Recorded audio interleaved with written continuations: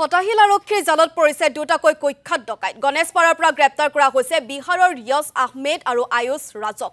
দিল্লী আৰক্ষীৰ most wanted অপৰাধী আছিল ধৃত ডকাইত দুটা দিল্লী আৰক্ষীৰ বিশেষ কোষৰ তথ্যৰ ভিত্তিতে দুইটাকে গ্ৰেপ্তাৰ কৰা হৈছে ধৃত ডকাইত দুটাৰ পৰা বিহাৰৰ এখন ক্ৰেটা বাহনো জব্দ কৰা হৈছে লগতে ওজন পৰিমাণৰ সোণৰ অলংকাৰ 9টাকৈ মোবাইল ফোনো জব্দ কৰিছে দেশৰ বিভিন্ন স্থানত ডকাইতি কাণ্ড সংঘটিত কৰিছিল ধৃত দুয়ে এটা বৃহৎ গেঙৰ হৈতে জড়িত আছিল ধৃত ডকাইত দুটা